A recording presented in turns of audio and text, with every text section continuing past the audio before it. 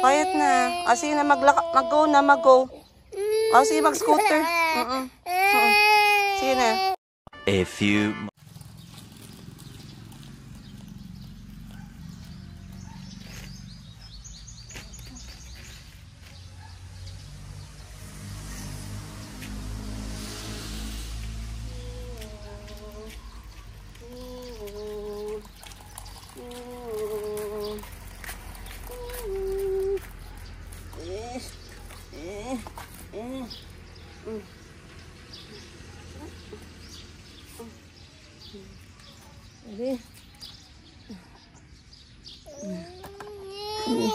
Quiet mo.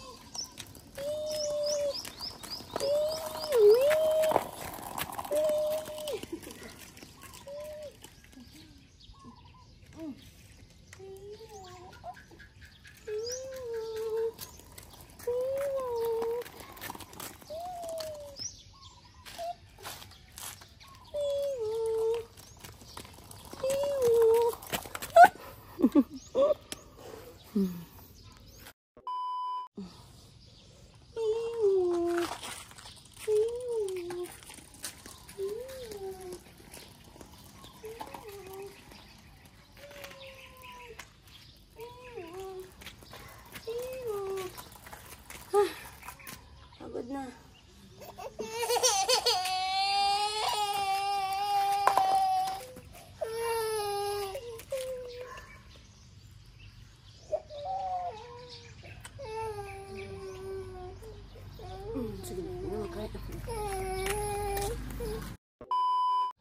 Nagkain na kayo, guys. Good morning, guys. Si Mayumi dito, guys, oh. Nagrebelde na. Yan yung may line sa mukha, oh. Permanent marker pa ang ginamit niya. 2 araw na, hindi na matanggal, guys. Ikuskus ko kagabi, hindi pa rin matanggal. Good morning. How many teeth? Say ish. Shish. Yes. 4 teeth. Shish. Ito ang gusto ni Mayumi sa morning. Maglakad-lakad siya. Ish. Say mom. Mom. Mom. Say mom. Okay, you go play. Go walk, go. Go and walk, go. Ay, hindi pala. Ay, hindi pala mag-walk, sorry. Dirty ka na, oh. Oh, sorry na, sorry na. Bird! Oh, no. Huh? It's not raining.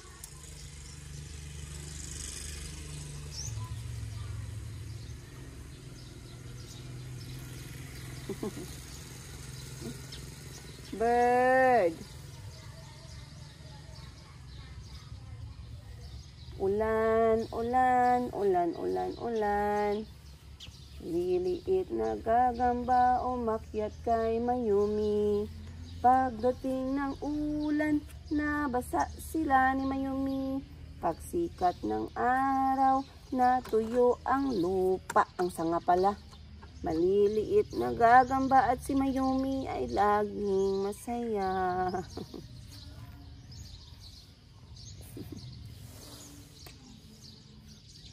Open, open, open. Close, open. Close, open. There we go. Close, open.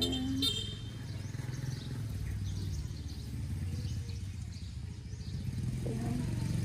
Hi. Say hi to them. Say hi. Hi to them. Hi. This one. Say hi to them. Say hi. Hi. Say hi like this. Say hi. How does Mayumi say hi? Hi. Hi guys. Say. Hi guys. My name. Ako po si Mayumi. I am 1 year old. Say bye-bye. Bye-bye na. Bye, guys. What's that? Feeling proud ka pa ba? Yan you guys. Look at. Ano yan? Asos. You go walk. Want to go walk? Huh? Ish. You want to go walk? Ish. You want to go walk?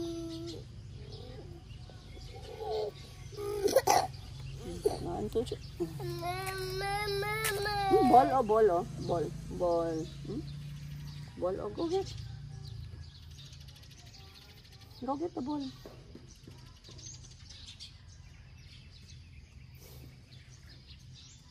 Go get the ball.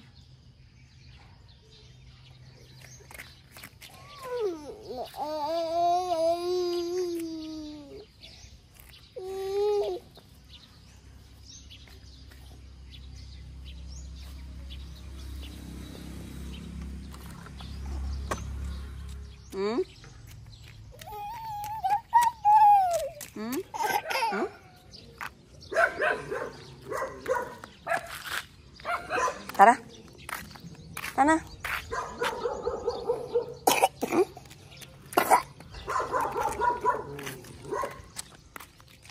Ay, be.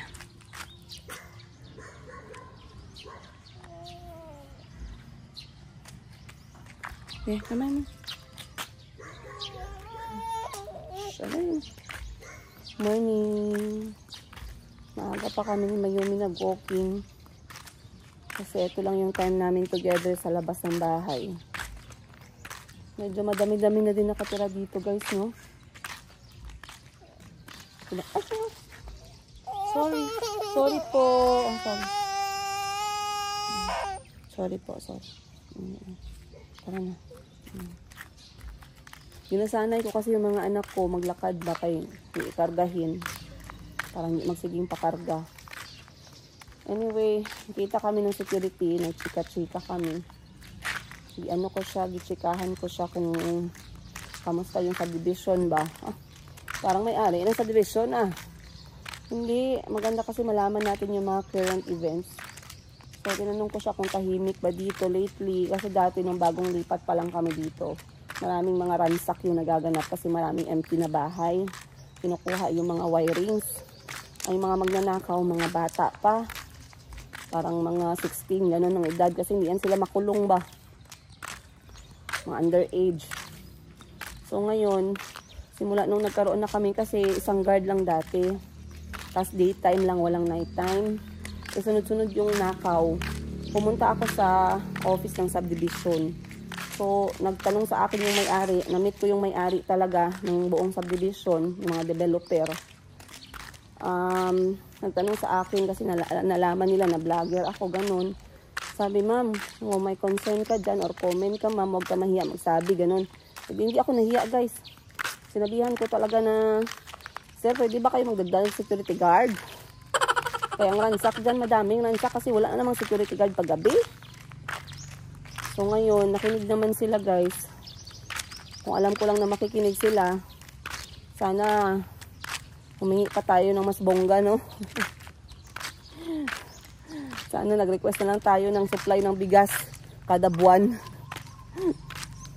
So sabi ko, nagpadala naman sila ng security guard kada gabi. So ngayon, dalawa na yung security guard namin. Umaga tsaka gabi. At dahil yung bahay ko ay nakatutok, nakaharap mismo sa security guard, ay very good.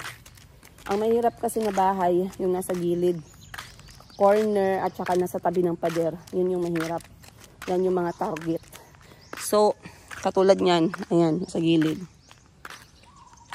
So, kahit na may grills ka pa, kasi magnanakaw guys. Kaya nga sila tinawag na magnanakaw Kasi alam nila ang gagawin kahit na bakuran mo pa yan.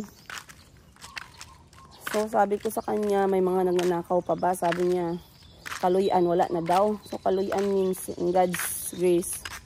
Wala naman daw mga ganun na nangyayari na. Kasi, pero may ilang beses daw siyang nakahuli. Napapasok pa lang dito, dumadaan sa pader. Naglalakad kasi yung guard mga alas 12, alas 2, ganun. So, pagka alas 12, naglalakad siya, may nakita siyang paakyat ng pader, bata, 16 years old. Dito sa pader, na flashlightan niya, tumakbo. Kasi 11, yan yung magro-robing sila sa bahay, yung pupuntahan nila, sa bahay walang tao. Alas 2, yan na yung cut time. So, yung isang beses doon naman sa dulo. Alas 2 naman ng umaga yung magnanakaw. So, ako pinag-pray ko lagi na maging okay naman kami dito ng mga anak ko. Wala namang mga ganong klaseng ganap, no? Pero, kapag umaga kasi, ang ginagawa ko, ay sinecheck ko itong mga bintana. Kasi mamaya, hindi natin alam. Baka manusukan tayo, ay at least alam mo ang gagawin mo. Kung may kailangan kang ipaayos, kung merong sira, ganun. So, it's very important, no? Ipapabakod na yung kapitbahay natin dito. So, kami ni Mayumi ay maglalakad-lakad. Ngayon ay exam ng mga kapatid niya. So, exam ni Chico at ni Calvi ngayon. Sana pag-ayusin nila. Sana isagutan ni Chico ng maayos para makakuha siya ng ribbon. Kung hindi siya makagawa ng hindi siya makaayos ng isagot sa exam, bibili na lang kami ng ribbon sa tindahan. Okay lang naman eh. Si Calvi alam ko walang problema. Sabi niya sa akin, ma'am, hindi pa ako nag-practice ng CBC word. Pagpabasa ko sa kanya ng CBC, CBNBC, CVVC, CCVV, ano ba yung mga ganyan-ganyan, lahat ng klase. Nabasa niya naman. So sabi ko, okay ka lang anak, you're good. Wala kang dapat problemahin. Okay, nandito na kami sa bahay. Enough na yun, nak, ha? Kaya maligo pa si mama. Huh? Magluto sa Africa, di ba na ay gulay na pait? Na ay gulay na pait, kung maragtalong siya gagmay. Sabi man to. Oo. Kita na ko sa Thailand. Yes, yes. Ano lang ginakaon, tapos pait-pait. Nakatilaw man ko anak, kaya nasa una, makapatay daw. Tapos akong gitistingan, wala mo namatay, sumakaon siya eh. Oh my gosh. So anyway, yun guys, yung talong na mapait na yun, pag dinaluto nila yun, sabay sa pagkain, ginapasok nila muna sa plastic. Para yung pait niya, hindi magpunta sa buong kaldero. Gets mo? Kasi yung iba mahilig magkain nun, yung iba hindi mahilig. So, nakita kong technique ng Africa. Anyway, lunch tayo guys. Time check natin ngayon, alas 11 pasado na. Meron kaming bisita mamaya. Ang Team Sirok ay dadaan ng Jensen kasama nila si Maya Mia! Maya Mia! Ang vlogger ng Davao siya? Dili, Hindi siya taga Davao. pa. Ay, okay.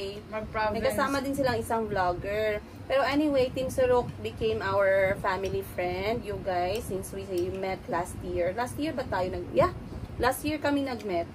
Amazing to have such friends, no, na talaga na-continue yung yung pagiging friend. Ako kasi guys, hindi ako masyado pala usap sa online. Ako pag nag-ausap, mas gusto ko yung ganito, personal, yung mahawakan ko yung kamay, mga ganun. Pero pag mga chat-chat, hindi ako masyadong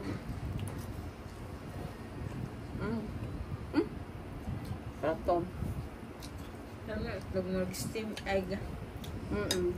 Meron isang klase ng steam egg, pero yung yung tawag nito, yung yung parang Korean style. Omelette siya, pero steam. Gilagay sa ganito, oh. Sarap yun. Masarap yun. Gusto ko yun. Ay, baka pwede kong gawin yun sa bahay.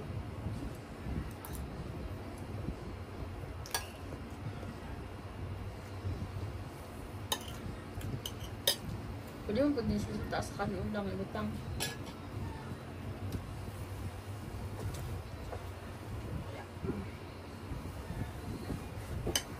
So anyway, nakwento ko nga sa inyo, na merong mga bumili ng items namin ni Miss Giselle. So ngayon guys, ang level ng tinda namin ni Miss Giselle, malapit na kami mag-empty.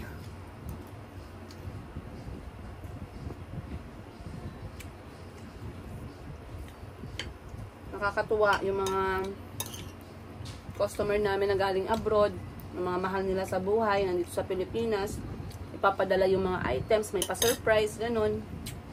Ang ganda sa feeling.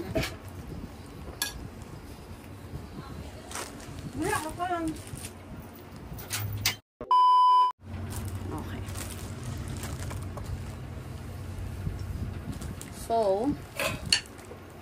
Sana nga ako. Wala.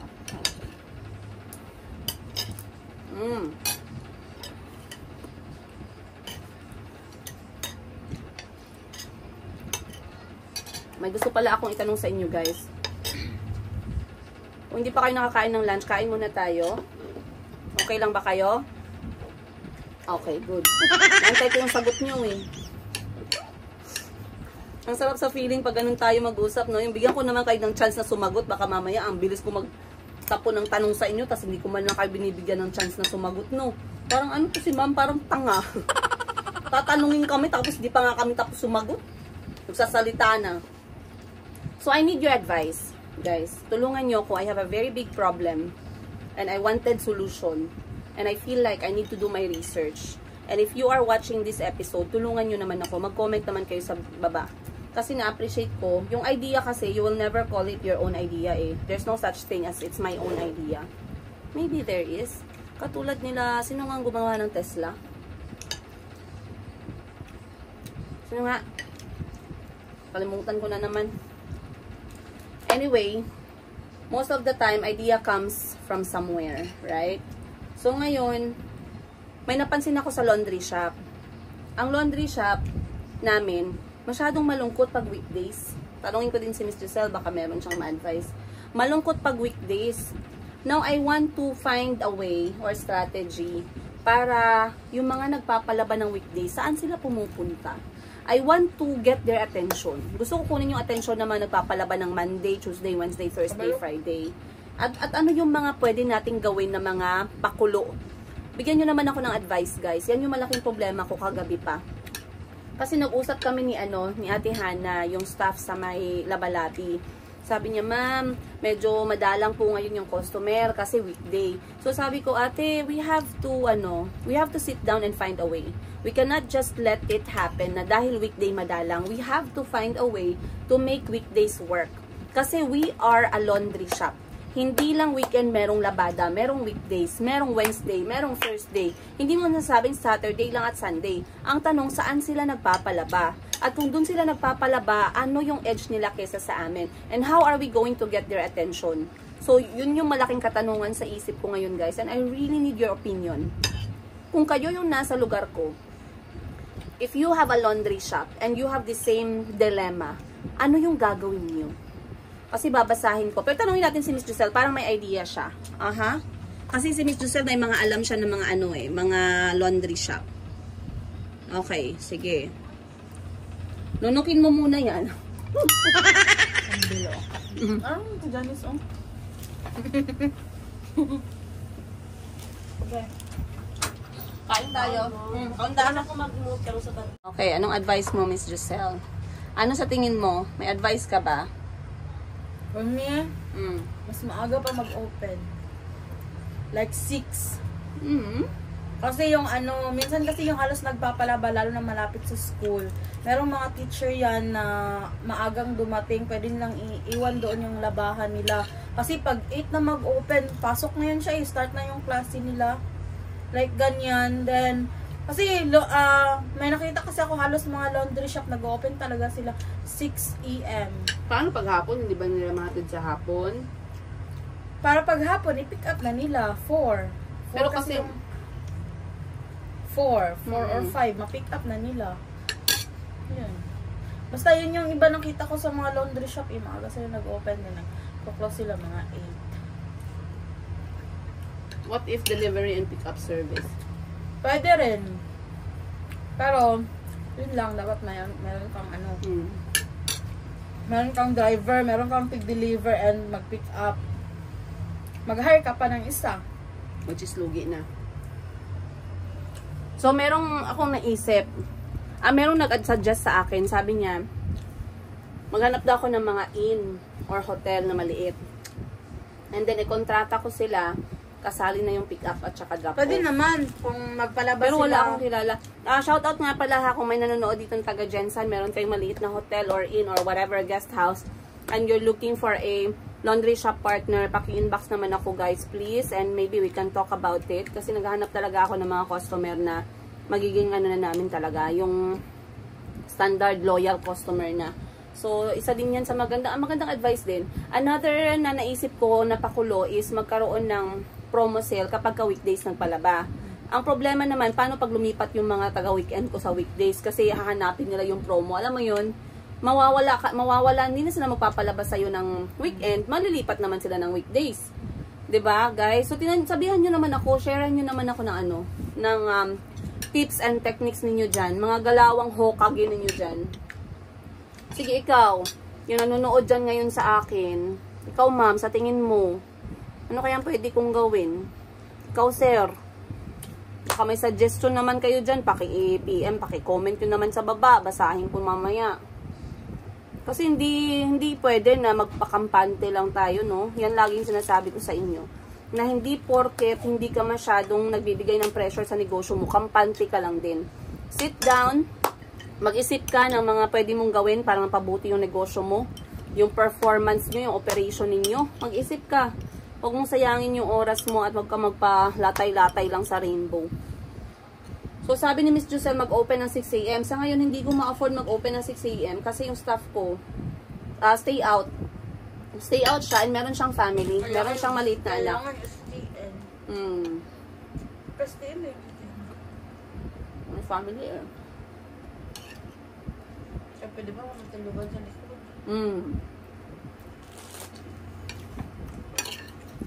Pwede.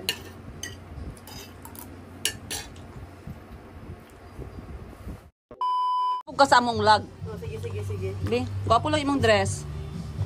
Siyempre. Ang sarap magkaroon ng kapitbahay sa negosyo na hindi madamot. Pero mang-iwan na siya. Pero iwan niya na kami. Tama na yan. Kay... Oh, isang tunga mo duwa. Wow! Okay, bahala. Single kami pero may nagmamahal. Thank you. Yeah. Salamat. Love Bye. you. Bye. Ayan, binigyan kami ni Miss Giselle ng panghimagas, which is, watermelon. Watermelon.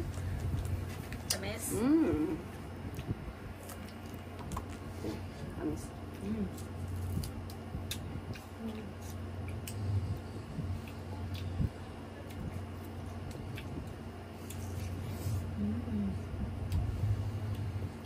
Tamis mo na rin, watermelon na. Pero mas gusto pa, mas maganda pa yung masyadong red.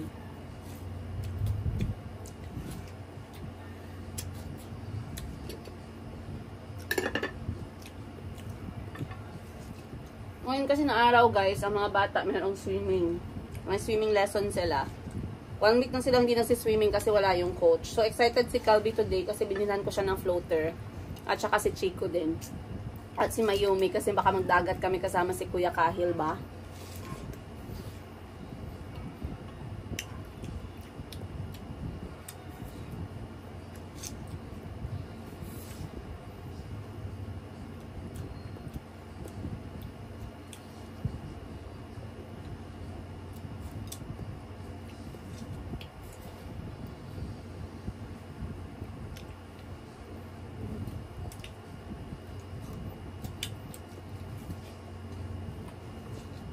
Yeah. Nagkwento ako sa kanila kasi nagkita kami ng guide kanina. Tinanong ko siya kung kamusta, kung may mga nakaw pa ba. Sabi niya, wala na daw masyado. Hindi katulad before. Ngayon, hindi pa sila nakakapasok ng cave. Ay, isang beses nahuli niya daw. Kasi yung kilala ko guys, naka-grills yung bahay niya katulad sa akin. Pero dahil mahina siguro yung movement ng security guard at saka yung bahay niya nasa dulo talaga, pinaka-corner, laging pinupunter yan ng magnanakaw. So, ilang beses na sinira yung grills. Gustong kunin mga aircon, mga TV, flat screen, ganun. Kasi yung nagrenta sa bahay ng kaibigan ko, hindi siya guys, hindi sila stay in. Parang company na pag galing Davao, pumupunta ng Jensen, dun sila natutulog. So, merong lutuan, merong ganun, para hindi na sila mag-hotel-hotel. So, kahit sino nagta-travel ng Jensen.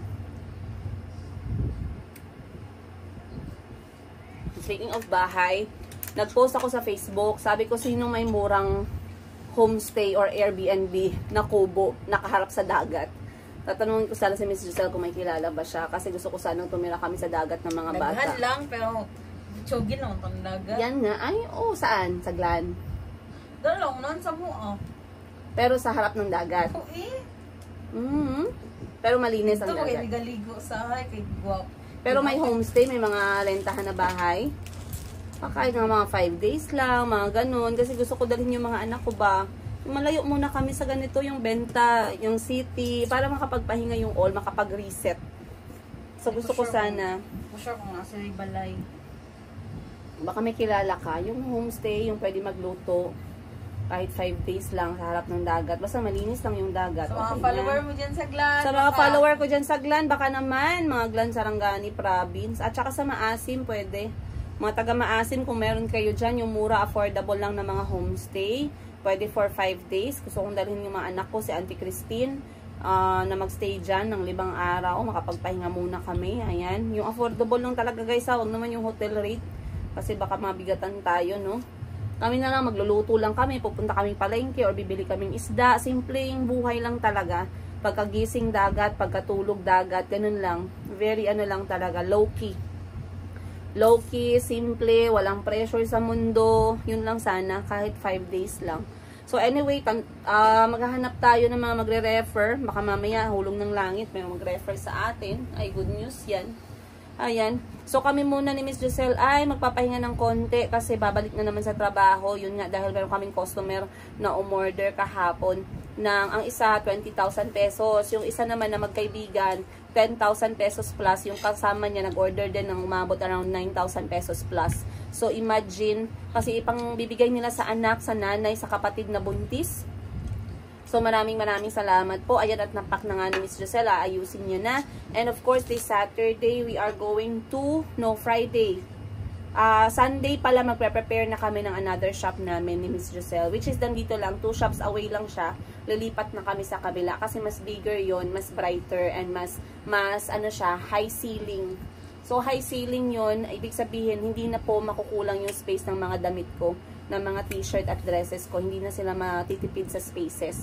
So, makakatayo na sila ng maayos, guys. Kasi naiinis ako pag nakikita ko yung mga dresses ko na lampas na hanggang sa sahig. Ang pangit talaga tingnan.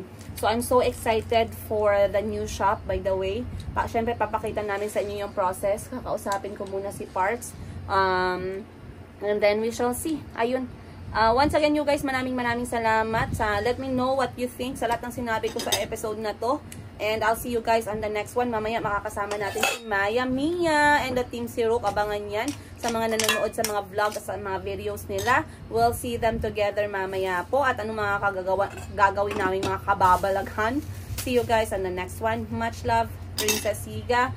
Kumain ng maayos ha. Huwag mapagutom. Kasi sabi ni nanay yung naghilot sa akin, sabi niya, lahat daw ng pumupunta doon na malapit ng mabuang. Ang reason ay hindi kumakain ng nasa tamang oras. So, kumain, okay? Bahala, maliit lang, basta on time. Okay? Maraming salamat. See you!